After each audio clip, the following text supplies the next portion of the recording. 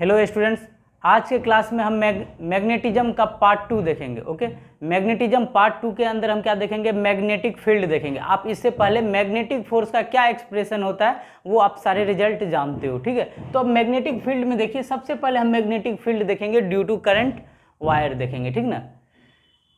अगर आपका इलेक्ट्रिकल कोई कंडक्टर है और उसमें आपका क्या है, करंट फ्लो कर रहा है, ठीक है। तो एक हमारे पास वायर है जिसमें करंट है, हमें इनके वजह से क्या मैग्नेटिक फील्ड होगा, ठीक है। हम मैग्नेटिक फोर्स जानते हैं भैया, अब हम फील्ड के बारे में बात करेंगे, ठीक है। वायर के थ्रू कितना फोर्स होता है, किसी भी इलेक्ट्रिकल वायर के थ्रू आपको फोर्स का रिजल्ट पता है। तो देखिए क्या हुआ, ये हमारा बायो एंड सेवर्ट के एक्सपेरिमेंट के ऊपर बेस्ड है, ठीक ना। तो इनका जो एक्सपेरिमेंट था उसने एक्सपेरिमेंट में क्या देखा, एक हमारा कोई वायर है, कोई पॉइंट पी पॉइंट पे आर डिस्टेंस, आर जो है ना, सपोज मैं इस पॉइंट से एनालिसिस करता हूँ तो इस पॉइंट एक्स और पी के बीच में, ठीक ना, इनका पोजीशन वेक्टर हमारा आर है और ये हमारा करंट कैरिंग वायर है, ये हमारा करंट का डायरेक्शन है। और यहाँ पे मैं छोटा एक एलिमेंट लेता हूँ डी एल, ठीक है। कहने का एग्जांपल, जैसे इतना सेगमेंट को मैंने डी एल बोला, इतना सेगमेंट को यहाँ पर मैंने डी एल बोला। तो देखा क्या गया कि मैग्नीट्यूड ऑफ मैग्नेटिक फील्ड, ठीक है, वो कितना होता है, डायरेक्टली प्रोपोर्शनल होता है करंट के। फिर डी बी डायरेक्टली प्रोपोर्शनल किसका देखा गया, लेंथ का। फिर क्या किसके देखा गया, साइन थीटा का। फिर इन्वर्सली प्रोपोर्शनल देखा गया आर स्क्वायर का, ठीक है, पोजीशन वेक्टर का स्क्वायर का। अगर हम इस सारे को एक साथ कर ले, ठीक है, तो यहाँ से मैग्नेटिक फील्ड हमारा क्या हो जाएगा, I D L sine theta और नीचे में 1/r² आ जाएगा। तो अब ये जो आपका प्रोपोर्शनलिटी है, अगर आप इसको हटाते हो तो एक कांस्टेंट आता है, वो कांस्टेंट होता है μ0/4π, ठीक है। तो आपका यहाँ से dB का एक रिजल्ट निकल के आ गया। आप एक चीज़ देखिए, यहाँ पे थीटा क्या है, theta is the angle between d l and r vector. ये आपका डी एल है और इधर आर है, तो मतलब ये वाला हमारा चीज़ क्या है, एंगल थीटा गिवन है। μ0 क्या होता है, मैग्नेटिक परमेबिलिटी, ठीक है, of A vacuum of A free space. जैसे वहाँ पे एप्सिलॉन नॉट हुआ था इलेक्ट्रोस्टैटिक्स के अंदर, मैग्नेटिक फील्ड के अंदर वो चीज़ क्या आएगा, μ0 आएगा। ये कहाँ क्या होता है, ये मैग्नेटिक परमेबिलिटी होता है, किधर होता है, फ्री स्पेस में होता है। ओके, आई डी एल को एक साथ हम क्या बोलते हैं, करंट एलिमेंट बोलते हैं, ठीक है। जिधर हमारा डी एल का डायरेक्शन होगा, ये जो हम स्क्रिप्ट लेते हैं छोटा सा एलिमेंट, उधर ही हमारा करंट एलिमेंट होगा, I into d l. R क्या होता है हमारा, position vector of a point P where magnetic field is to be calculated, ठीक है। आर जो है हमारा पोजीशन वेक्टर है, ठीक है। आर हमारा क्या, पोजीशन वेक्टर, कहाँ किधर का हम पोजीशन वेक्टर लेते हैं, जहाँ पर हमें मैग्नेटिक फील्ड कैलकुलेट किया जाता है, ठीक है। जब हम मैग्नेटिक फोर्स पढ़ रहे थे तब हम क्या कर रहे थे कि हम उनका डायरेक्शन देख रहे थे, ओके। और वहाँ पे हमने क्या किया था, फील्ड को कांस्टेंट लिया था। अब यहाँ से देखिए, ये आपका मैग्नेटिक फील्ड जो है, ये आप जानते हो कि कैसा होता है, वेक्टर क्वांटिटी होता है। तो ये तो चलिए मैग्नीट्यूड के फॉर्म में, अगर हम इसको वेक्टर फॉर्म में लिखे तो हमारा एक्सप्रेशन क्या बन के आएगा, डी बी इक्वल टू μ0/4π आई, ठीक है। अब यहाँ पे डी एल तो आपका करंट एलिमेंट होता है ना, ये तो वेक्टर होता है डी एल, ठीक है। और यहाँ पर क्या है आपका साइन θ/r² है। हमें डायरेक्शन चाहिए तो हम क्या करते हैं, डायरेक्शन कौन देगा, पोजीशन वेक्टर देगा, तो हम पोजीशन वेक्टर से यहाँ पे मल्टीप्लाई कर देते हैं। अगर आप अपना क्या कर दो, पोजीशन वेक्टर का यूनिट वेक्टर दे दो फॉर डायरेक्शन, ठीक है। अगर आप पोजीशन वेक्टर का आप यहाँ पे यूनिट वेक्टर मल्टीप्लाई कर दे तो वही पोजीशन वेक्टर का किस तरफ है, तो आपको देखो यहाँ पर क्या हो जाएगा। अगला देखो, इसको थोड़ा सा मैं सिंप्लीफाई कर रहा हूँ, μ0/4π I D L sine theta, और इसको पोजीशन वेक्टर को क्या लिखोगे, वेक्टर आर डिवाइडेड बाय, यहाँ पर क्या हो जाएगा, ये आपका r² है ना, तो यहाँ पर भी वेक्टर, ठीक है, और r² और क्या होता है, मैग्नीट्यूड ऑफ वेक्टर। आप कोई भी यूनिट वेक्टर जानते हो, अगर कोई यूनिट वेक्टर a है तो क्या होता है, a vector divided by its magnitude. वही काम यहाँ पे लिखा है, r का मैंने क्या किया, एक डायरेक्शन ले लिया, ठीक है। तो यहाँ पे हमने यूनिट वेक्टर r लिखा, तो r को हम क्या लिखेंगे, vector divided by its magnitude, okay. तो अब देखो यहाँ पे dl आपका क्या है, वेक्टर है, और r भी पोजीशन वेक्टर क्या आपका वेक्टर है। तो आप वेक्टर फॉर्म में यहाँ पे मैग्नेटिक फील्ड को आप लिख सकते हो। तो dB बराबर, आप dB को वेक्टर फॉर्म में लिखो, जो कांस्टेंट है पहले उनको बाहर निकालो। μ0/4π आपका क्या हो गया, कांस्टेंट हो गया। यहाँ पे आपका I भी कांस्टेंट है, और ऊपर क्या लिख सकते हो आप, अच्छा डी एल साइन थीटा, ठीक है, और यहाँ पे R है, ओके। तो आपका दो वेक्टर के बीच में क्रॉस प्रोडक्ट होता है तो वो चीज़ क्या बताता है, ठीक है। अगर दो वेक्टर के बीच में अगर आपका क्रॉस प्रोडक्ट है तो इसका मतलब क्या होता है, जैसे आप बताओ कि vector A cross vector B है तो इसका मतलब क्या हुआ, ए बी साइन थीटा, ठीक है। तो इसका मतलब है यहाँ पे ये सब मिलकर हमें क्या दे रहा है, अभी तो मैग्नीट्यूड जब हम वेक्टर में इनको बनाएंगे, ओके, यहाँ पर तो हमारा सारा चीज़ मैग्नीट्यूड था ना dl, ठीक है, और वेक्टर, तो अगर हम इनको लिखे तो हम क्या लिख सकते हैं इसे, dl वेक्टर के फॉर्म में क्रॉस, ओके। आप यहाँ पर चाहो तो अभी मत लगाओ वेक्टर, ओके। तो अब इनको आप क्या लिख सकते हो, dl क्रॉस r, ठीक है, डिवाइडेड बाय यहाँ पे क्या हो जाएगा, r³ हो जाएगा, ठीक है। ये चीज़ आपको किसके फॉर्म में मिला, ये आपको वेक्टर फॉर्म में मिला, ठीक है ना। ये आपको मैग्नेटिक फील्ड इन्हें वेक्टर फॉर्म मिल गया। तो आप याद रखोगे वेक्टर फॉर्म में क्या होता है, mu naught by 4 pi into I dl cross r divided by r³। अब देखिए आप मैग्नेटिक फील्ड है तो आपको इनका डायरेक्शन भी निकालना होगा, ठीक है, वेक्टर है ना, तो इसका हम डायरेक्शन निकालेंगे। अब जैसे डायरेक्शन कैसे निकालोगे, dl क्रॉस r है ना, तो आप इसका ना राइट हैंड स्क्रू रूल, ठीक है, स्क्रू रूल लगा के आप निकाल सकते हो। जैसे यहाँ पर अगर हम देखें मैग्नेटिक फील्ड का किधर डायरेक्शन होगा, तो dl हमारा किधर है, dl हमारा इधर है, ओके, dl हमारा करंट के डायरेक्शन में होता है, ठीक है। तो dl हमारा इधर हो गया और हमारा पोजीशन वेक्टर इधर हो गया। तो हम यहाँ पर क्या करेंगे, तो dl को हम पोजीशन वेक्टर की तरफ हम कर्ल करेंगे, ठीक है। तो ये चीज़ क्या हो जाएगा, हमारा dl को पोजीशन वेक्टर की तरफ कर्ल करोगे, स्क्रू रूल यही होता है ना। तो ये आपका थंब किधर को आपको डायरेक्ट कर रहा है, ठीक है, तो ये बाहर की तरफ है। तो यहाँ पे आप डॉट से यहाँ पे बताओगे कि मैग्नेटिक फील्ड बाहर की तरफ है, ओके। अगर मान लीजिए कि कोई इसका डेरिवेशन इस तरफ लेकर पोजीशन वेक्टर p करता, ठीक है, तो हमारा डायरेक्शन मैग्नेटिक फील्ड का क्या होता, तो हमारा क्या हो गया, करंट एलिमेंट किधर है, इधर की तरफ है, और हमें थंब को करंट एलिमेंट आपका ये हो गया, हमें किधर करना है, पोजीशन वेक्टर को करना है ना। ये dl तो आगे की तरफ है ना, करंट की तरफ, तो इसको आप स्क्रू करो तो ये चीज़ कहाँ आएगा, आपका अंदर की तरफ, ठीक है। आपका जो 4 फिंगर है इसको करंट के डायरेक्शन में कर दो और इसको करो तो अंदर की तरफ। हम वेक्टर से ही देखते आ रहे हैं कि क्रॉस प्रोडक्ट का हम कैसे डायरेक्शन देखेंगे, तो उसी तरीके से आपको करना है जो फर्स्ट ऑर्डर में होता है, ठीक है। जैसे a क्रॉस b हमें देखना होता है ना, पहला इसको रखते हैं, दूसरा ऑर्डर पे इसको रखते हैं, ठीक है। तो हमें पहले a से स्टार्ट करना होता है। तो a यहाँ पे a कौन है, dl, तो dl से आपको किधर जाना है, r की तरफ। dl से r की तरफ जाओगे तो आपका ये थंब किधर है, अंदर की तरफ। तो यहाँ पर मैग्नेटिक फील्ड अंदर की तरफ क्रॉस से दिखाते हैं, मैग्नेटिक फील्ड आपका क्या है, अंदर की तरफ है, ओके। अब देखिए यूनिट क्या होता है। अब जैसे यहाँ पे म्यू नॉट बाय 4 पाई का आपका वैल्यू पूछा जाता है, तो म्यू नॉट बाय 4 पाई का वैल्यू कितना हो जाएगा, आप इसको इधर करोगे, सिंप्लीफाई करोगे तो ये आता है 10 के पावर 7 वेबर पर एम्पियर मीटर, या नहीं तो टेस्ला मीटर पर एम्पियर। यहाँ पर वेबर जो होता है वो क्या होता है, जैसे आपने इलेक्ट्रिक फ्लक्स देखा है, यहाँ पर आपका मैग्नेटिक फ्लक्स होता है, ठीक है। इसको हम मैग्नेटिक फ्लक्स को आगे भी हम देखेंगे, मैग्नेटिक फ्लक्स भी कैसा होता है, जैसा आपने इलेक्ट्रिक फ्लक्स देखा है। तो मैग्नेटिक फ्लक्स का जो यूनिट होता है वो 1 होता है 1 टेस्ला मीटर स्क्वायर। आप इनको एक कन्वर्ट करो तो आपका ये यूनिट मिल जाएगा। तो ये आपको ये वैल्यू पता होनी चाहिए, ठीक है। अगर आपसे म्यू नॉट पूछ लिया तो म्यू नॉट का वैल्यू क्या करोगे, 4 पाई इंटू 10 के पावर -7 करोगे, ओके। अब हम देखते हैं मैग्नेटिक फील्ड का डिफरेंट फॉर्म, ओके। अब देखिए यहाँ पर क्या वेक्टर फॉर्म में आपका क्या होता है, मैग्नेटिक फील्ड का ये फार्मूला होता है जो कि हम पिछले निकाल चुके हैं, ठीक है। तो dB का क्या होता है, mu naught by 4 pi I dl cross r divided by r³, okay. और इसका डायरेक्शन कैसे देखते हैं, right hand screw rule dl cross r से देखते हैं, बाकी चीज़ क्या है, कांस्टेंट हो, ओके। अब यहाँ पर बताइए, ये वेक्टर फॉर्म में हुआ। करंट डेंसिटी के टर्म में अगर पूछा है, अगर इस टाइप का फॉर्म आ गया तो आप परेशान हो जाओगे कि ये चीज़ क्या है। यहाँ पर J रिप्रेजेंट कर रहा है आपको किसको, करंट डेंसिटी को इस फार्मूला के अंदर, और dV जो है आपका वॉल्यूम एलिमेंट को, ठीक है। और R जानते हुए पोजीशन वेक्टर होता है। तो देखिए ये रिजल्ट आया कैसे, ठीक है। अब बताइए कि आपका करंट डेंसिटी क्या होता है, करंट डेंसिटी होता है करंट पर यूनिट एरिया, पता होगा आपको, ओके। अब हम इसमें क्या कर रहे हैं, मल्टीप्लाई कर दे रहे हैं DL से, और नीचे भी हम एरिया इंटू DL कर दे रहे हैं।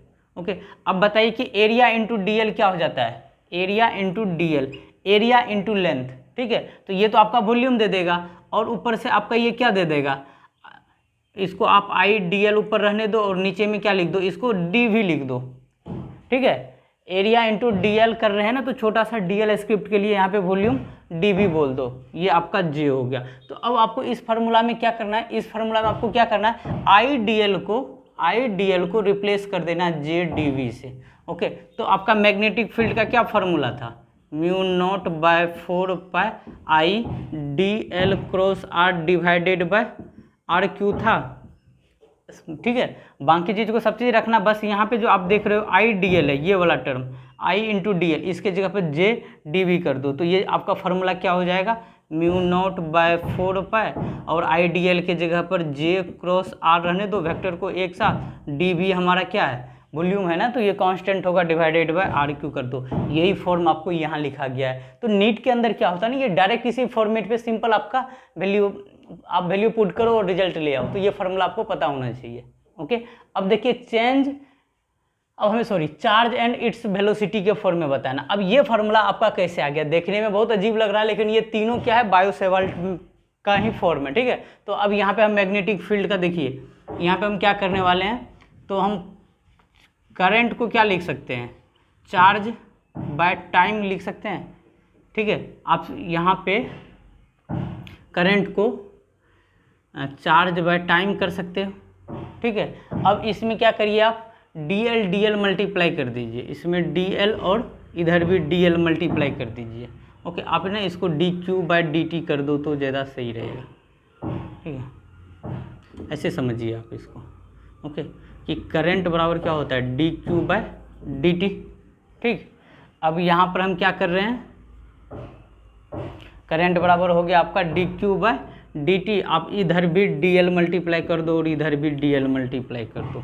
ओके, तो ये DL/dt क्या हो जाता है, आपका वेलोसिटी हो जाता है। तो ये आपका चीज़ क्या हो जाएगा, इधर से तो आपका IDL हो गया, इक्वल टू क्या बोलोगे आप, ये DQ को चार्ज बोल दो और DL/dt क्या होता है, हमारा वेलोसिटी होता है। तो क्या IDL को Q इंटू V बोला जा सकता है, तो वही चीज़ यहाँ पर किया गया है, ठीक है। जो मैग्नेटिक फील्ड का जो आपका DV का फॉर्मूला होता है, μ0/4π IDL क्रॉस, ठीक है, R डिवाइडेड बाय RQ है। तो आप IDL को, ठीक है, ये जो IDL देख रहे हो, IDL, इसको रिप्लेस कर दो Q, और V आपका वेक्टर में आता है ना वेलोसिटी, तो चार्ज तो आपका स्केलर में है, तो यहाँ से μ0/4π, आप यहाँ पर Q को कांस्टेंट को बाहर रहने दो, यहाँ से V cross R divided by R³ कर लो, ठीक है। तो ये आपका किस फॉर्मेट में आ गया, तो आपको समझ में आ गया होगा कि ये कहाँ से निकला, ठीक है। वैसे ही ये हमने कहाँ पे चेंज किया, ये नीचे आपको एक्सप्लेन कर दिया गया है, तो आपको ये टर्म याद रखनी है, ओके, कि वेक्टर फॉर्म में मैग्नेटिक फील्ड क्या होता है इन टर्म्स ऑफ, जब आपको करंट डेंसिटी दे दे तो क्या होता है, और चार्ज एंड इट्स वेलोसिटी के टर्म में दे दे तो क्या होता है, okay.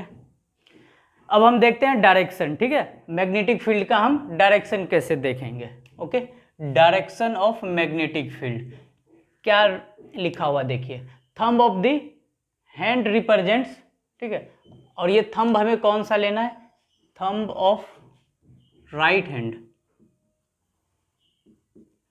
Thumb of right hand represent the direction of current flow, then the direction of folding finger will represent the direction of magnetic field, ठीक है। मैं इसे एक्सप्लेन कर रहा हूं, तो आपको क्या करना है कि थंब जो है आपका, पहली बात को आपको कौन सा हैंड यूज करना है, राइट हैंड, ठीक है। Thumb of right hand represent the direction of current flow, thumb जो है आपका वो किसको रिप्रेजेंट करना चाहिए, करंट, जिधर करंट है उधर थंब ले लो। और उसके बाद क्या करना है आपका, फोल्डिंग फिंगर, ये जो हमारा 4 फिंगर 1 2 3 4, ये जो 4 फिंगर आपको नजर आ रहा है, इसको जो हम फोल्ड करेंगे वही डायरेक्शन हमारा क्या होगा, मैग्नेटिक फील्ड का। देखिए हमने क्या किया, थंब को करंट के डायरेक्शन में राइट हैंड का, ओके, फिक्स कर दिया। तो यहाँ पर बताइए फोल्डिंग फिगर क्या है, अंदर की तरफ, इस तरीके से बताया गया कि हमारा फील्ड लाइन जो है ना क्रॉस कर रहा है, will represent the direction of, यहाँ पे ना आपको डायरेक्शन ऑफ फील्ड लाइंस कर लेना है, ठीक है, तो आपको ज़्यादा अच्छे से समझ में आएगा।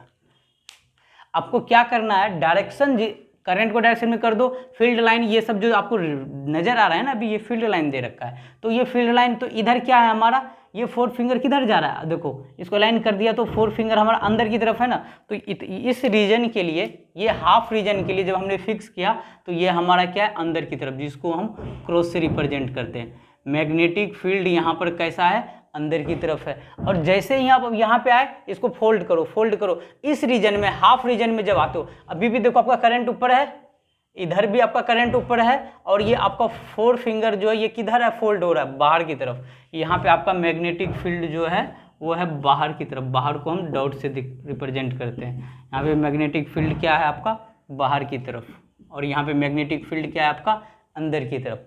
अब सेम देखिए, ये ए रखो, इसको बी पॉइंट पे देखिए। बी पॉइंट में हमें डायरेक्शन कैसे देखेंगे, तो अब क्या करिए, राइट हैंड लीजिए, करंट के डायरेक्शन में थंब को रखिए। ओके, तो हमने करंट के डायरेक्शन में थंब को रख दिया, तो ये 4 फिंगर ये किधर जा रहा है, ये फोल्ड किधर होगा, तो बताओ, अंदर की तरफ। ओके, तो यहाँ पे हमारा मैग्नेटिक फील्ड क्या है, इस रीजन में, हाफ रीजन में, अंदर की तरफ, ये हमारा अंदर की तरफ। ओके, और रिमेनिंग इस, ठीक है, अब जब ये फोल्ड अंदर हुआ, फिर अंदर से जब इस रीजन में आया, ठीक है, तो हमारा ये चीज़ किधर है, बाहर की तरफ।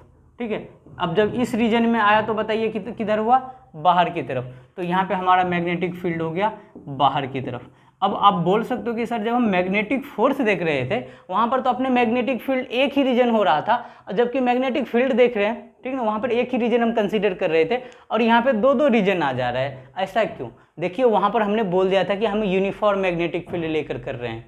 ठीक है, मतलब एक कांस्टेंट यूनिफॉर्म, या तो अंदर हो या तो बाहर हो। अब जैसे यहाँ पे है, एक्चुअल में मैग्नेटिक फील्ड क्या है, अंदर भी है बाहर भी, यहाँ पे वेरिएबल मैग्नेटिक फील्ड हो गया। हर एक इंस्टेंट पे मैग्नेटिक फील्ड का देख लीजिए, डायरेक्शन भी इस रीजन में कुछ है, इस डायरेक्शन इस रीजन में कुछ है, तो वो आपका मैग्नेटिक फील्ड का क्या हो रहा है, डायरेक्शन चेंज हो रहा है। ओके, जब हमें इस टाइप के सवाल में भी, ठीक है, कभी आपका फील्ड क्या हो सकता है, कांस्टेंट हो सकता है, कई बार हो सकता है, कई बार आपका वेरिएबल हो सकता है, लेकिन यहाँ पर क्या अभी हमारा फिक्स है। ओके, चलिए अब कॉइल के अंदर, अब जब यहाँ पर, अब देखिए करंट यहाँ पर क्या था, किसी एक, मतलब अब स्ट्रेट यहाँ पे जब जा रहा था वो कैसा, अब वही वायर को अगर हमने सर्कुलर में बना दिया, अब मैग्नेटिक फील्ड हम, अब यहाँ पे आपको डायरेक्शन बताना, और करंट हमारा क्या चल रहा है, करंट हमारा क्या चल रहा है यहाँ पे सर्कुलर, इसमें इस टाइप से क्लॉकवाइज हमारा क्या है, करंट का डायरेक्शन है। ओके, यहाँ पे करंट हमारा क्लॉकवाइज है, तब हम कैसे बताएंगे, तो आप क्या कर लो ना, फिर आप क्या कर लो कि करंट के डायरेक्शन में ना, आप जिधर रोटेट कर रहा है अपना 4 फिंगर को,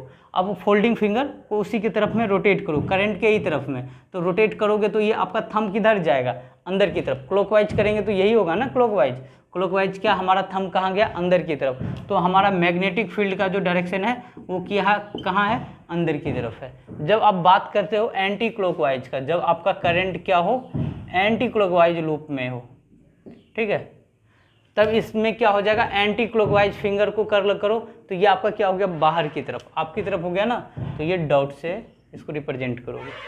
ठीक है, अब देखिए एक आपका इस तरीके का एक वायर है, ठीक है, एक आर्बिट्री शेप का आपका करंट कैरिंग वायर है, और आपको यहाँ पर पूछा गया, करंट का डायरेक्शन दे रखा है, और आपसे पूछा गया मैग्नेटिक फील्ड का डायरेक्शन बताइए। ठीक है, तो मैग्नेटिक फील्ड का इस केस में हम डायरेक्शन कैसे देंगे, तो देखिए इस केस के लिए, इतना दूर रीजन के लिए मैग्नेटिक फील्ड क्या है हमारा, करंट इधर है ना, तो इस रीजन के लिए मैग्नेटिक फील्ड, करंट इधर लगा दो अपना राइट हैंड को, तो यहाँ पे तो अंदर की तरफ हो जाएगा, तो इस रीजन के लिए हमारा क्या हो गया, मैग्नेटिक फील्ड अंदर की तरफ।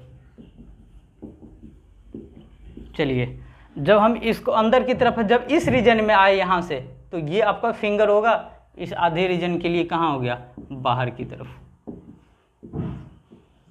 ओके, अब सिमिलरली, अब करंट हमारा नीचे है, तो नीचे की तरफ फिंगर आप लाइन कीजिए, ठीक है, थंब को करंट के डायरेक्शन में, जब भी कोई वायर देना तो करंट को उसी के अलोंग करना है, तो ठीक ना, तो करंट यहाँ पे कर दीजिए। ठीक है, अब बताइए कि किधर है ये आपका, ठीक है, तो आप फोल्डिंग फिंगर किधर है, अंदर की तरफ। ठीक है, तो यहाँ पे आपका क्या हो जाएगा, क्रॉस हो जाएगा, ठीक है, अंदर की तरफ। और जब अंदर से आप बाहर की तरफ निकलोगे आधे रीजन में, अंदर से अंदर अंदर करते जाओ, अब क्या दिख रहा है, 4 फिंगर आपका बाहर की तरफ, तो यहाँ पे क्या हो जाएगा, आपका डॉट आ जाएगा। तो इस हिसाब से हम क्या देखेंगे, डायरेक्शन देखेंगे किसी भी हम मैग्नेटिक फील्ड का। ओके, देखिए हमारे पास सवाल क्या है, एक वायर है, ठीक है, और जो हमारे पास कैरी कर रहा है करंट ऑफ 50 एम्पियर एज सोन। अच्छा फिगर मैं आपको बना दे रहा हूँ। एक हमारे पास एक स्ट्रेट वायर है, ओके, और ऊपर की तरफ and find the magnetic field caused by 1 centimetre segment, ठीक है ना, एक 1 सेंटीमीटर लेंथ होगा कुछ, उसका DL जो है वो कितना दे रखा है, 1 सेंटीमीटर सेगमेंट दे रखा है एट पॉइंट P, ठीक है, और P जो है 1 सेंटीमीटर, जो ये डिस्टेंस R हो गया 1 सेंटीमीटर है। आपसे एट पॉइंट P पे मैग्नेटिक फील्ड का वैल्यू dB क्या होगा वो पूछा जा रहा है। ओके, तो अब सवाल कंप्लीट हुआ। अब बताइए इसका आंसर क्या होगा। तो इसका सोल्यूशन करिए। इसका क्या सोल्यूशन होता है, dB बराबर I, इसका dB का फॉर्मूला क्या होता है, mu naught by 4 pi, okay, IDL sine theta by r square. Okay, मैं मैग्नीट्यूड का डायरेक्ट फॉर्म लिख रहा हूँ यहाँ पे। तो यहाँ से क्या हो जाएगा हमारा, म्यू नॉट बाय 4 पाई का वैल्यू 10 के पावर -7 होता है SI में। करंट हमें दे रखा है 50 एम्पियर, ओके, DL जो दे रखा है 1 सेंटीमीटर, इसे 1/100 लिख रहा हूँ। और साइन थीटा क्या होगा बताइए, साइन थीटा क्या होता है, एंगल बिटवीन R और DL, जिधर करंट का डायरेक्शन होगा उधर ही हमारा क्या होगा, DL का डायरेक्शन होगा, और इधर हमारा पोजीशन वेक्टर, तो एंगल 90 डिग्री। साइन 90 कितना होता है, 1 होता है, तो यहाँ पे साइन 90 लिखो, और divided by R square, 1/R square. Position कितना है, 1, पोजीशन कितना दे रखा है, पोजीशन आपका 1 मीटर दे रखा है, ठीक है, पोजीशन आपका 1 मीटर दे रखा है, तो 1 × 1, ठीक है। तो अब इसको सॉल्व करिए, कितना वैल्यू आता है, तो यहाँ से करोगे तो ये 2 आएगा, ठीक है, और साइन 90 का वैल्यू कितना होता है, 1 होता है, तो ये हो जाएगा 1/2 × 10 के पावर -7, ठीक है। तो आप इसको क्या लिख सकते हो, 0.5 × 10 के पावर -7, ओके। तो आप इसको ऐसे लिख लो, 50 × 10 के पावर -6, मतलब 50 नैनो, और क्या हम निकाल रहे हैं, मैग्नेटिक फील्ड निकाल रहे हैं, ओके। तो इसका वैल्यू कितना हो जाएगा, 50 नैनो टेस्ला, ठीक है। तो यही आपका मैग्नेटिक फील्ड का वैल्यू आएगा। अगर हमें इसमें डायरेक्शन पूछ लेता तो डायरेक्शन क्या कर बताते हम, करंट ऊपर की तरफ है और हमारा पोजीशन वेक्टर इधर की तरफ है, तो ये हमारा क्या है, अंदर की तरफ है, तो ये हम यहाँ पे इनवर्ड्स लिखते हैं, ओके। और इनवर्ड्स को हम कैसे दिखाते हैं, मैग्नेटिक फील्ड क्रॉस से।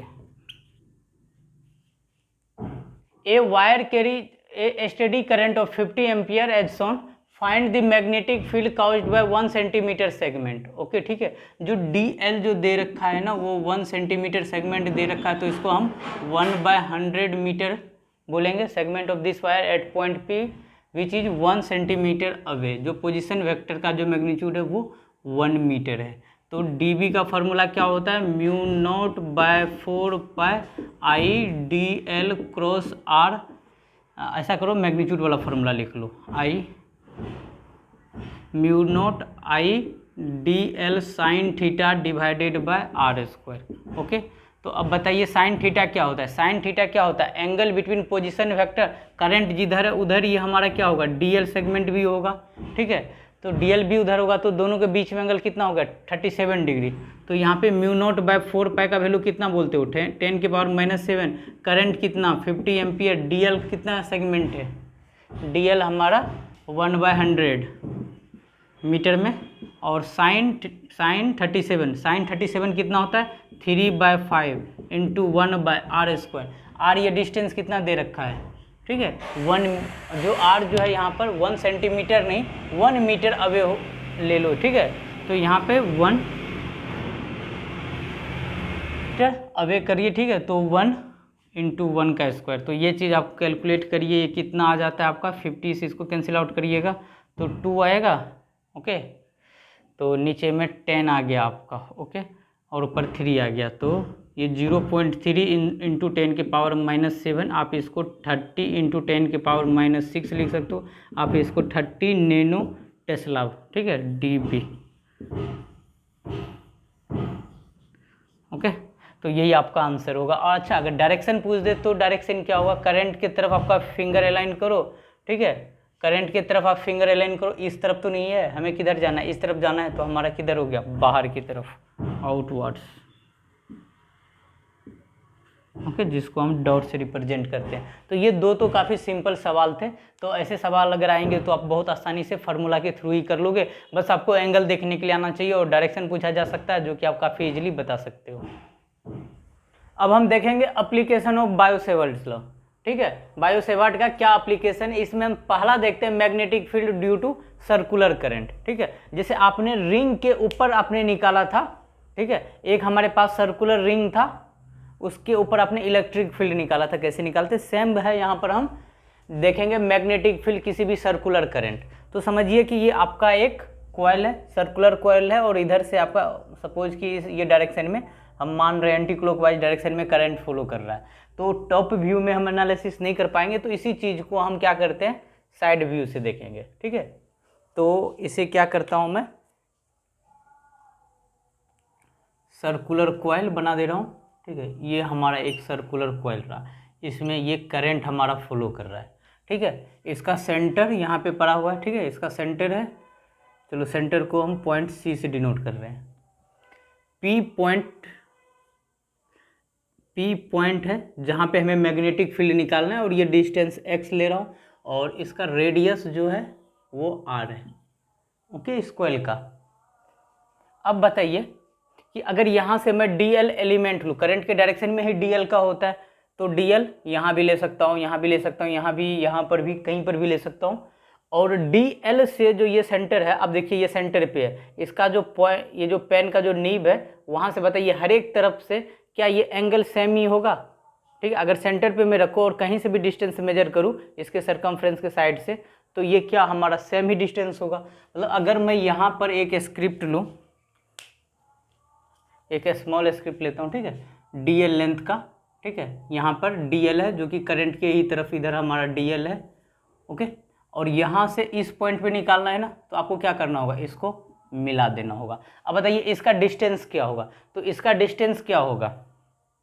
ठीक है, अगर यहाँ से आप यहाँ पे रखोगे और ये डिस्टेंस लगाओगे, तो क्या ये इसके परपेंडिकुलर है ना, ये इन दोनों का, तो ये वाला वैल्यू क्या हो जाएगा, √r² प्लस x²। ठीक है, अब हमें क्या निकालना है, मैग्नेटिक फील्ड निकालना है एट पॉइंट P पे। तो बताइए magnetic field eight point P पे क्या होगा। अब यहाँ पे हम डायरेक्शन देखते हैं कि मैग्नेटिक फील्ड का एट पॉइंट P पे क्या होगा। ओके, चलिए, ये हमारा रहा करंट, हमारा क्या है, ये हमारा कॉइल रहा। ठीक है, ये हमारा कॉइल रहा। अब करंट का डायरेक्शन क्या, हम राइट हैंड को लेना है और वो लूप में इधर जाए। ठीक ना, करंट हमारा लूप में इधर जाए, तो हमारा डायरेक्शन इस जगह पे क्या होगा, और dl आपका कहाँ पे है, यहाँ पे है, तो यहाँ पे आपका डायरेक्शन क्या होगा बताइए, लूप इस तरफ से है। ठीक है, तो आपका थंब आपका डायरेक्शन देगा, तो आपका जो मैग्नेटिक फील्ड का जो डायरेक्शन होगा इस पॉइंट पे वो इधर होगा। ओके, करंट इधर हम रोटेट करेंगे ना, तो db जो होगा ये आपका ये रहा, इस लाइन के परपेंडिकुलर आपका db रहा। ठीक है, स्मॉल मैग्नेटिक फील्ड। अब मैं क्या कर रहा हूँ, इस एंगल को चलो मैं मान लेता हूँ ये हमारा थीटा है। ओके, तो इसके परपेंडिकुलर, तो ये एंगल कितना, एक मैंने परपेंडिकुलर ड्रॉप किया, तो ये एंगल कितना हो गया, 90 माइनस थीटा। तो ये एंगल हमारा क्या हो गया बताइए, ये और ये भी आपस में क्या होना चाहिए, परपेंडिकुलर होना चाहिए ना, ये वाला लाइन और ये इससे, तो ये एंगल हमारा थीटा हो गया। ओके, तो क्या हम db का दो कंपोनेंट ब्रेक कर सकते हैं, एक तो इधर आ जाएगा हमारा db cos थीटा, और दूसरा हमारा इस तरफ आ जाएगा db sin थीटा। ओके, अब मान लीजिए किसी ने यहाँ ना लेकर किसी ने स्क्रिप्ट यहाँ पे लिया। ओके, तो करंट हमारा किधर है, यहाँ इधर है, और dl भी हमारा इसी के अलोंग है। ठीक है, तो इसी सिमिलर आएगा यहाँ पे, इसको भी आपको थीटा लेना होगा। अब इस बार हमारा क्या होगा डायरेक्शन db का। ठीक है, करंट हमारा कुछ ऐसा है, तो ये हमारा इस लाइन के परपेंडिकुलर इधर आ जाएगा db। ओके, इस लाइन के परपेंडिकुलर। ठीक है, ये हमारा db आ गया। तो आप एक परपेंडिकुलर ड्रॉप करोगे ब्लैक ये जो है इससे, तो आपको ये पता चल जाएगा, ये एंगल आपने थीटा लिया है ना, तो ये 90 माइनस थीटा, तो ये एंगल थीटा। तो इसका भी आप दो कंपोनेंट ब्रेक करोगे, एक कंपोनेंट आपका इधर आएगा db cos थीटा, और एक कंपोनेंट इधर आएगा db sin थीटा। अब इस टाइप से ना आपका आप हर एक जगह एलिमेंट लोगे, डीएल डीएल डीएल लोगे तो हर एक जगह आप क्या पाओगे, डीबी साइन थीटा और डीबी कोस थीटा और ये नीचे वाला डीबी कोस थीटा एक दूसरे को कैंसिल आउट करेगा क्योंकि इक्वल एंड अपोजिट है। और इधर डीबी साइन थीटा क्या हो रहा है, ऐड हो रहा है, तो इन सारे को हमें ऐड करना है। तो आपका डीबी कैसे निकलेगा, वो निकलेगा आपका इंटीग्रेट करना पड़ेगा किसको, डीबी साइन थीटा को। इंटीग्रेशन क्या बताता है, एडिशन करता है, ठीक है। तो डीबी साइन थीटा, तो डीबी का वैल्यू क्या आएगा, आप जानते हो कि डीबी का वैल्यू क्या होता है, mu naught by 4 pi I D L sine theta by r square, ठीक ना, मैग्नीट्यूड फॉर्म में लिख रहा हूँ। अगर ये फार्मूला होता है और बताइए यहाँ पे डीएल और पोजीशन वेक्टर के बीच में एंगल थीटा होता है, तो डीएल और पोजीशन वेक्टर, तो डीएल आपका इधर होगा इस जगह पे, हर एक जगह पे टेंजेंट डीएल का देखोगे ना, डीएल का आपका इधर होगा और ये वाला इधर रहा, ठीक है। तो इन दोनों में एंगल कितना का रहा, डीएल में और पोजीशन वेक्टर में हमेशा आपको 90 डिग्री मिलेगा, ओके। इस जगह पे भी एंगल आपका, ये टेंजेंट ड्रॉ करोगे ना आप, ऐसे एनालिसिस करो, ये वाला और इधर का दोनों में एंगल 90 डिग्री, थीटा जो होगा यहाँ पे थीटा होगा 90 डिग्री। तो अगर यहाँ पे हम थीटा 90 रखें तो ये क्या हो जाएगा हमारा, mu naught 4 pi, okay, I D l, यहाँ पे डी एल एलिमेंट ही लिया गया है, okay, I D l by r square. अब बताइए आर स्क्वायर के जगह पे क्या लिखिएगा, अंडर रूट है ना, तो वो रूट हट जाएगा, तो ये हो जाएगा हमारा r square plus x square, ठीक है, ये आ गया। अब साइन थीटा यहाँ पे हम लिख सकते हैं ना, पी बाय एच, परपेंडिकुलर क्या है हमारा आर है और एच हमारा क्या है, अंडर रूट के साथ है ना, r square plus x square का पावर हाफ लिख दे रहा हूँ, ओके। आगे बताइए क्या होगा, यहाँ से हम म्यू नॉट बाय 4 पाई को बाहर निकाल लेते हैं, म्यू नॉट बाय 4 पाई को, कांस्टेंट जो बाहर है, करंट भी तो कांस्टेंट है, और हमारा ये r square plus x square, r देखिए और एक्स देखिए, ये क्या, ये फिक्स है, इस पॉइंट से सेंटर से पी के बीच में एक्स फिक्स है और रेडियस भी हमारा फिक्स है, तो ये बाहर आ जाएगा, तो ये बाहर आएगा तो ये कितना वैल्यू आएगा, r square plus x square का पावर 3/2, और जो यहाँ पे वेरिएबल है, ठीक है, एक आर ये है, तो ये आर भी आपका बाहर रहेगा क्योंकि रेडियस है, कांस्टेंट है, तो डीएल रहेगा। तो डीएल को हमें इंटीग्रेट करना पड़ेगा, तो डीएल को कहाँ से इंटीग्रेट करोगे, यहाँ से वापस यहाँ तक आना है, तो कितना चलेगा वो, टोटल सरकमफ्रेंस कितना चलेगा, 0 से 2 पाई आर चलेगा, ओके। तो ये वाला वैल्यू आपका क्या हो जाएगा, यहाँ से डीबी का इंटीग्रेशन करते आ रहे हैं ना हम, तो डीबी को बी लिख लो, और अच्छा होगा बी हम कहाँ निकाल रहे हैं, एक्सिस पे निकाल रहे हैं ना, तो इसे हम एक्सिस कर लेते हैं। ये कॉइल का क्या है, एक्सिस पॉइंट है, तो यहाँ से हमारा क्या हो जाएगा, mu naught I r by 4 pi r square plus x square का पावर 3/2, और यहाँ से हम क्या बोलेंगे, 2 पाई आर, ओके। अब देखिए यहाँ पे इसको सिंप्लीफाई करके लिख लीजिए, जिससे हमें रिजल्ट याद करने में अच्छा रहे। म्यू नॉट बाय 4 पाई को एक साथ ये रखिए, ओके, आई को बाहर निकालिए, उसके बाद 2 पाई आर स्क्वायर लिखिए, और नीचे में r square plus x square का पावर 3/2, ये आपका क्या हुआ, एक्सिस के ऊपर आया। बुक्स में देखिएगा तो 2 पाई को भी कैंसिल आउट मिलेगा, ठीक है। तो ये फार्मूला इस फॉर्म में याद रखना, थोड़ा सही लगता है देखने में, ठीक है। तो हम यही फार्मूला याद रखेंगे, किसी एक्सिस पे किसी भी सर्कुलर करंट अगर हो तो हमारा मैग्नेटिक फील्ड कितना होता है। सिमिलरली आपको इलेक्ट्रिक फील्ड का भी फार्मूला पता होता है। अब यहाँ पर हम इनका ना डिफरेंट केस देखेंगे, जैसे कि इनका क्या केस देखेंगे, जब हमारा एक्स क्या हो, एकदम सेंटर पे हो, तो मैग्नेटिक फील्ड, अगर इलेक्ट्रिक फील्ड आप देख रहे थे सेंटर पे क्या आ रहा था, 0 आ रहा था, ठीक है। अगर आप मैग्नेटिक फील्ड देखोगे, ठीक है, क्योंकि वहाँ पे एक्स ऊपर था, यहाँ पे एक्स नहीं है, ये नीचे, एक्स 0 करोगे तो भी रहेगा, तो यहाँ पे मैग्नेटिक फील्ड सेंटर पे 0 नहीं होता है, याद रखने वाला पॉइंट है। और बाकी डिटेल में आप क्या बोलोगे, अगर हमारा एक्स बहुत ज़्यादा रहा, अगर एक्स हमारा छोटा रहा तो क्या आएगा, ठीक है। अब देखिए कभी कभी क्या होता है, यहाँ तो एक लूप है ना, अगर ये मैग्नेटिक कॉइल, अगर हम मान लीजिए कि हमारे पास बहुत ज़्यादा कॉइल हो तो, ठीक ना, if number of turns are given, ठीक, suppose number of turns n के टर्म में हमें गिवन है, तो हमारा क्या होता है, एक्सिस का फॉर्मूला क्या हो जाता है, सिंपली हम क्या करते हैं, एन को हम मल्टीप्लाई कर देते हैं। तो यहाँ से हमारा क्या हो जाएगा, mu naught I n 2 pi r square divided by 4 pi r square plus x square का 3/2। ठीक है, जब जितना भी आपको टर्न दे उतना मल्टीप्लाई कर देना है magnetic field at A axis, जितना रिजल्ट आएगा। ओके, अब हम देखते हैं magnetic field at a centre of coil. ठीक है, अब जो आपका कॉइल था कुछ ऐसा कॉइल था। ठीक है, अब ये कुछ पॉइंट P था, अब हमें क्या करना है, सेंटर पे निकालना है। ठीक है, ये पॉइंट P यहाँ पे था और ये डिस्टेंस x था, तो आपको क्या करना है, x 0 कर देना। तो x 0 करोगे तो P आपका क्या हो जाएगा, सेंटर पे आ जाएगा। तो यहाँ पे हम मैग्नेटिक फील्ड जब हम सेंटर लिखेंगे, ओके, तो हमें x को क्या करना है, x को टेंस टू 0 नहीं, एग्जैक्टली 0।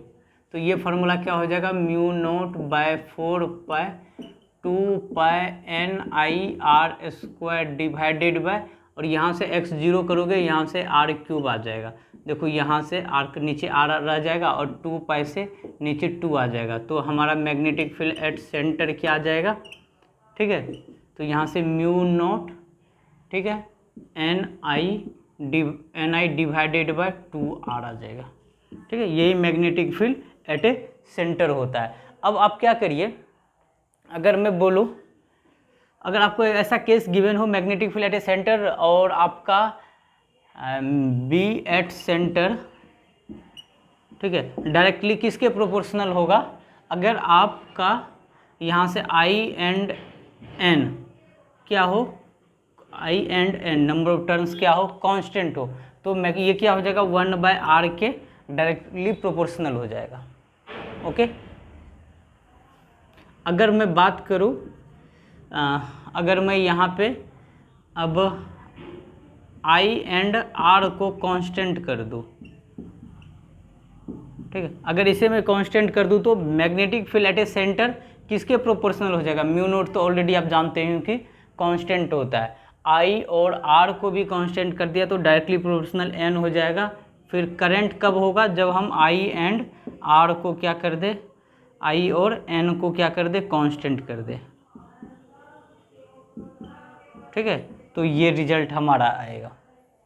अब देखिए केस 2 क्या होता है, नीट में ऐसा रिजल्ट डायरेक्ट आ जाता है। ठीक है, नीट और ये जेई के पॉइंट ऑफ व्यू से काफ़ी इंपॉर्टेंट है। ठीक है, आपको ये याद नहीं रखना है फार्मूला, बस एक बार देखना है। आपको पता है कि सेंटर पे क्या फार्मूला होता है और एक्सिस पे क्या होता है। एक्सिस पे जो फार्मूला होता है, एक्सिस में हम यहाँ पर सेंटर डिवाइडेड बाय एक्सिस कर रहे हैं। ओके, यहाँ पे सेंटर को सी से और एक्सिस को ए से रिप्रेजेंट कर दिया गया और दोनों का यहाँ पे फार्मूला लिख लीजिए और इसको डिवाइड कर दीजिए। ठीक है, तो ये वाला ऊपर चला जाएगा, इसको हमने फिर कैलकुलेट किया तो ये आपका रिजल्ट आएगा। ठीक है, अब देखिए केस 3, अगर जब आपका x काफ़ी बड़ा है r से, ठीक है, जब हमारा x जो है काफ़ी दूर है, तब जब हम तब निकालते हैं तो हमारा रिजल्ट क्या आता है, मैग्नेटिक फील्ड एट एक्सिस। तो हमारा क्या फार्मूला होता है, एक्सिस पे इतना फार्मूला होता है। ठीक है, mu naught by 4 pi into 2 pi I r square divided by, अब हमें यहाँ पर क्या करना है कि x को बहुत ही लार्ज करना है, तो एक अप्रोक्सीमेशन आप यूज करना है। ठीक है, यहाँ पर आपका ये एक्सिस हुआ ना, नीचे r square plus x square को आपको क्या लिखना होगा, एक्स स्क्वायर लिखना होगा। क्यों, क्योंकि हमारा x जो है काफ़ी बड़ा है। ठीक है, x काफ़ी डिस्टेंस पे है, तो ये फार्मूला आपका कन्वर्ट ये हो जाएगा। ठीक है, जब आपका x काफ़ी बड़ा हो r से तो एक्सिस का ये फार्मूला चेंज होके आ जाएगा। ओके, और यहाँ पर जो है a के टर्म में लिखा गया, यहाँ पर a रिप्रेजेंट कर रहा है पाई आर स्क्वायर को, एरिया ऑफ लूप को। ठीक है, अब केस 4, जब आपका क्या हो, x ग्रेटर हो काफ़ी। ठीक है, जब आपका x काफ़ी छोटा और r काफ़ी बड़ा हो, मतलब कि आपका r काफ़ी बड़ा हो और x काफ़ी छोटा हो, x को 0 नहीं रखा गया, x को काफ़ी छोटा रखा गया एज कम्पेयर टू r, इस टाइप से। तो अब यहाँ पर आप डायरेक्ट यहाँ पर निगलेक्ट नहीं करोगे। ठीक है, डायरेक्ट निगलेक्ट करोगे तो वो सेंटर का आ जाएगा। जनरली स्टूडेंट ना इसे सेंटर वाला केस मान बैठते हैं, जो कि गलत हो जाता है। आपको यहाँ पर क्या करना है, very close to centre, but centre पे नहीं होगा। यूजिंग आपको क्या करना है, हायर पावर को निगलेक्ट करना है यूजिंग बाइनोमियल थ्योरम। ठीक है, तो ये आपका एक्सिस पे फार्मूला होता है, आपको क्या करना है, ठीक है, इसे निगलेक्ट करना तो एक डिफरेंट फॉर्म में ऑप्शन में दिखता है, तो उस फॉर्म में मैंने कन्वर्ट कर रखा है यहाँ पर। तो यहाँ पर क्या है, म्यू नोट आई, यहाँ से देखो, यहाँ से आप क्या करोगे, कट करोगे ना, ये 2 पाई है तो 2 पाई से 2 में जाएगा, ये म्यू नॉट बाय 2 आ गया। फिर उसके बाद आई है आर स्क्वायर, और यहाँ पर क्या किया गया है, डिवाइड किया गया है यहाँ पे आर से यहाँ पर भी डिवाइड और मल्टीप्लाई किया गया है। ठीक है, यहाँ से हम आर से मल्टीप्लाई और डिवाइड किए, तभी यहाँ पर हमें क्या मिला है, आर मिला है। ओके, यहाँ पे आर मिला है, और उसके बाद क्या किया गया है, तो यहाँ पर भी आर, तो यहाँ पे आर क्यूब जाएगा ना, यहाँ पे आर क्यूब जाएगा। ओके, फिर इसके बाद क्या हुआ है, और ये वाला टर्म जो नीचे है इसको ऊपर ले गए तो क्या आया, माइनस आया। ठीक है, और यहाँ पर हम क्या करते हैं, इसको 1 बनाना होता है हमें, तो हम यहाँ से क्या करेंगे, अगर हम यहाँ से आर क्यूब का पावर हम बाहर कर ले, ठीक है, तो आर क्यूब कॉमन ले ले और फिर बाइनोमियल अप्रोक्सीमेशन लगा दे, तो आपको ये रिजल्ट मिल जाएगा बी एक्सिस का। ओके, जब आपका आर क्या हो, बहुत बड़ा हो। ठीक है, तो एक ये रिजल्ट बन के आता है। तो आपको कोई भी फार्मूला याद नहीं रखना है, बस आपको रिलेट करने के लिए आना चाहिए। ठीक है, अब देखिए केस 5। ठीक है, अगर बी एक्स कर्व हो तो हमें बी एक्स कर्व वैसे देखना नहीं है। ठीक है, अपने ग्राफ के लिए इम्पोर्टेंट नहीं है बी एक्स कर्व। सपोज इस टाइप का कर्व होता है हमें, ओके, एग्जैक्ट कर्व हमें प्लॉट करना नहीं है। ठीक है, इस टाइप का कर्व होता है। यहाँ पर हम पॉइंट ऑफ इन्फ्लेक्शन ये बोलते हैं कि देखो डी बी का जो आपका फार्मूला आया था उसको एक बार डिफ्रेंशिएट करोगे, ठीक है, एक्स के रिस्पेक्ट में, वो कांस्टेंट आएगा। फिर डबल डिफ्रेंशिएशन करोगे तो वो चीज़ क्या आ जाएगा, 0 आ जाएगा। ठीक है, जब 0 आता है फिर हम एक्स का वैल्यू निकालते हैं ना, तो एक्स का 2 वैल्यू आता है। ठीक है, एक बार इधर आपका x/2 पे आया, और एक बार इधर वैल्यू आपका -x/2 पे आता है। ठीक है, अब अगर इन दोनों के बीच का आप डिस्टेंस देखोगे ना, ये हमेशा आपका x ही होगा, एकदम फिक्स डिस्टेंस आता है। अगर अगला पॉइंट ऑफ इन्फ्लेक्शन यहाँ है और एक यहाँ है, तो उनके बीच का डिस्टेंस देखेंगे ना हम, वो इस पॉइंट से क्या होगा, वो इक्वल आएगा। ठीक है, इस सेंटर से, कहने का मतलब जितना इधर होगा डिस्टेंस पे, उतना ही उसी डिस्टेंस पे इधर होगा, तो वो हमारा कहलाता है पॉइंट ऑफ इन्फ्लेक्शन। ठीक है, और जब आप यहाँ पर अब इसी फार्मूला जो पिछला आपका एक्सिस पे जो फार्मूला आया था उसमें आप क्या करो, r/2 वैल्यू पुट कर दो, तो आपका ये वैल्यू आता है। तो ऐसा सवाल पूछा जाता है ये कि बताइए कि आपका b का वैल्यू क्या होगा जब पॉइंट ऑफ इन्फ्लेक्शन, जब हमारा मैग्नेटिक फील्ड क्या है, 0 है, तो वो x क्या होता है, ये मैक्सिमम डिस्टेंस पे होता है ना। ठीक है, हम जब डिफ्रेंशिएशन करते हैं तो वो मैक्सिमम डिस्टेंस में प्रोवाइड करता है। यहाँ पे हम r/2 देते हैं तो हमारा मैग्नेटिक फील्ड एट एक्सिस पे ये फार्मूला आता है। ठीक है, वहाँ पर, और इस जगह पे x का वैल्यू कितना है, r/2 है। ओके, अब देखिए हम नेक्स्ट देखेंगे magnetic field due to current carrying circular arc. ठीक है, एक हमारे पास एक सर्कुलर आर्क है, इससे पहले हमारे पास क्या था, पूरा एक कंप्लीट सर्कुलर आर्क था। इस बार कोई सेक्शन दे रखा हो और देख लो यहाँ से ये एंगल थीटा दे रखा है, ठीक ना, हम इस टाइप से क्लॉकवाइज एंगल यहाँ पर मेजर कर रहे हैं। तो अब बताइए कि यहाँ पे हमें निकालना है, ठीक है, किसी सर्कुलर कॉइल के वजह से मैग्नेटिक फील्ड क्या होगा। ठीक है, तो आप ये फार्मूला जानते हो, μ0 4π मैग्नीट्यूड ऑफ मैग्नेटिक फील्ड, यहाँ पे ये फार्मूला जानते हो।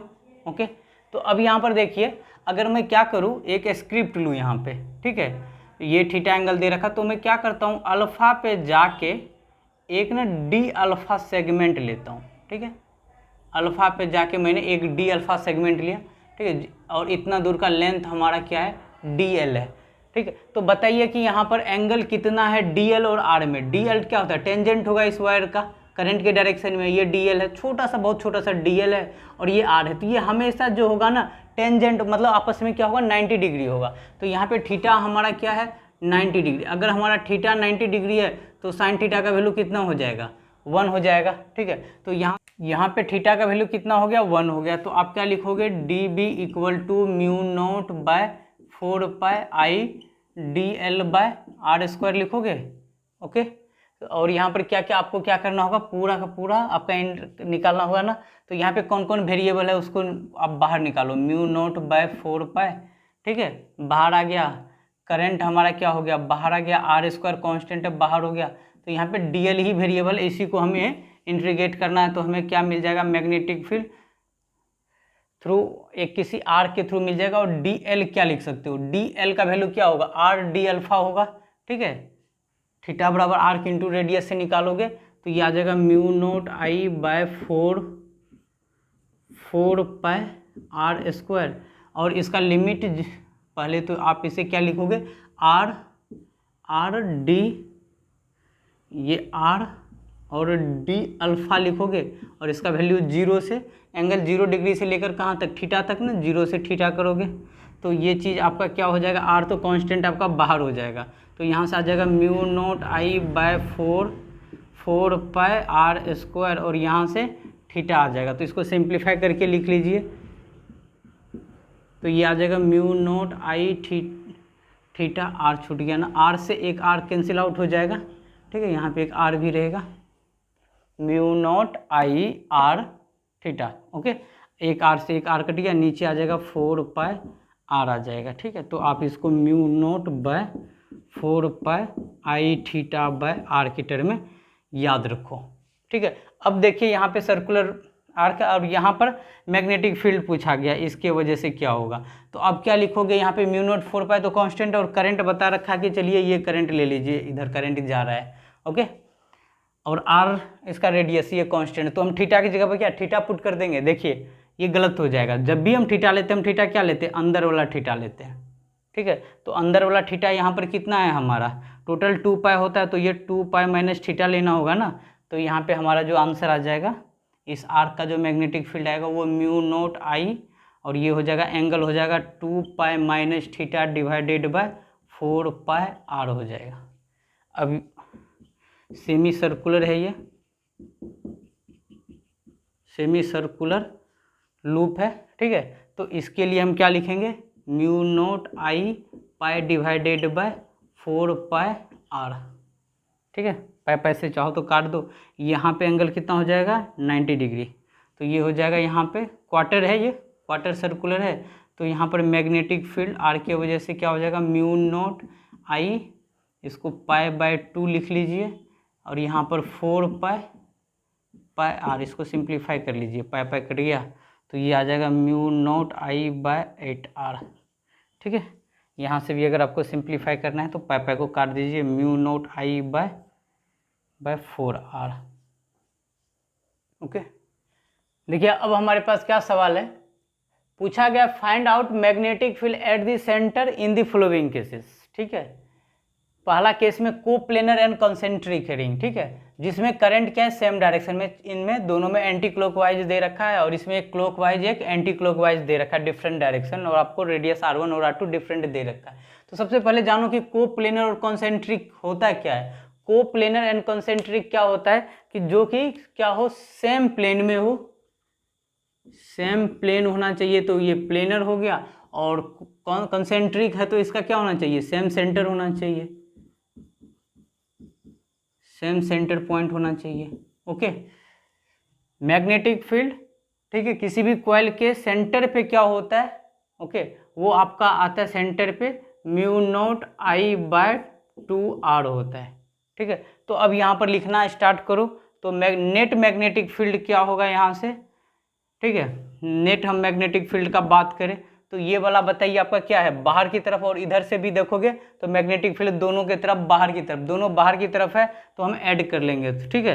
अब बोलो B1 प्लस B2, B1 है जिसके लिए रेडियस R1 है, तो ये क्या लिखोगे, म्यू नोट, करंट तो same I divided by 2 R1 plus mu naught I divided by 2 R2, यहाँ से आप mu naught I by 2 common ले लो, तो ये 1 bye R1 plus 1 bye R2 आ जाएगा, ठीक है। अब जैसे कि यहाँ पर देखिए, अगर क्या है हमारा current in a different direction में, तो एक में तो बाहर की तरफ, एक में अंदर की तरफ, ठीक है। तो चलो B1 के लिए हम लिख रहे हैं, R1 रेडियस के लिए यहाँ पे मैग्नेटिक फील्ड बाहर की तरफ को हम क्या बोलेंगे, डॉट से रिप्रेजेंट करते हैं ना, B1 के लिए डॉट से, वो क्या हो जाएगा mu naught I by 2 R1, और B2 क्या आ जाएगा हमारा mu naught I by 2 R2 आ जाएगा, और इसका डायरेक्शन क्या होगा, रेडियस R2 है, इसका डायरेक्शन क्या हो जाएगा, क्लॉकवाइज है, अंदर की तरफ, इनसाइड है, ठीक है। तो जो बाहर की तरफ होता है उसे हम जनरली पॉजिटिव लेते हैं, बाहर की तरफ जो होता है उसे हम पॉजिटिव लेते हैं, और जो अंदर की तरफ होता है उसे हम नेगेटिव लेते हैं, ओके। तो यहाँ से बी नेट जो आ जाएगा, बी नेट वो क्या हो जाएगा, बाहर की तरफ पॉजिटिव, तो mu mu naught I by 2 common ले ले तो 1/r1 माइनस 1/r2 आ जाएगा। ठीक है, यही आपका क्या होगा, आंसर होगा फाइनल।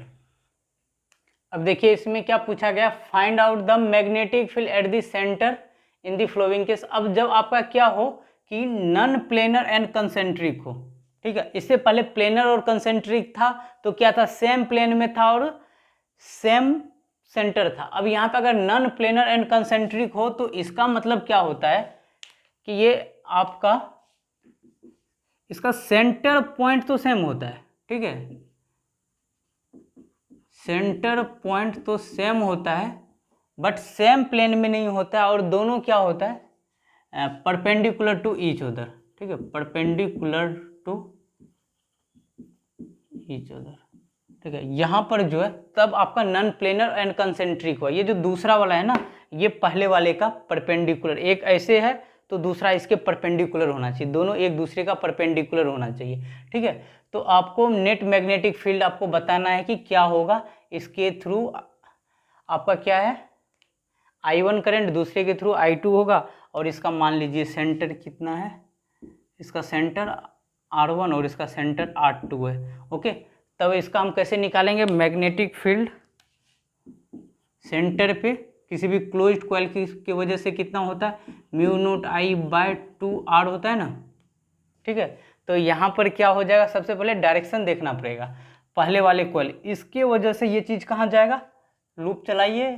ठीक है, ये कहाँ, ऊपर थंब आपका, जो इसको मैं B1 बोल रहा हूँ। ठीक है, इसके थ्रू ये B1 और दूसरा करंट इधर जा रहा है ना, तो ये आपका इस तरफ जाएगा B2, और दोनों आपस में परपेंडिकुलर होंगे।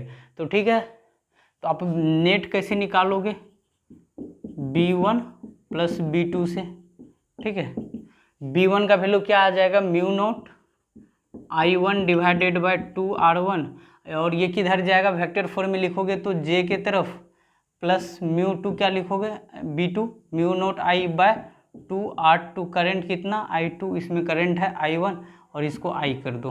Okay, I cap. अगर आपको इनका रिजल्टेंट फॉर्म में पूछा गया है तो आप रिजल्टेंट फॉर्म में भी निकाल सकते हो। ठीक है, आपको पता है दोनों के बीच में एंगल 90 डिग्री है, तो आप रिजल्टेंट भी निकाल सकते हो। चलो ठीक है।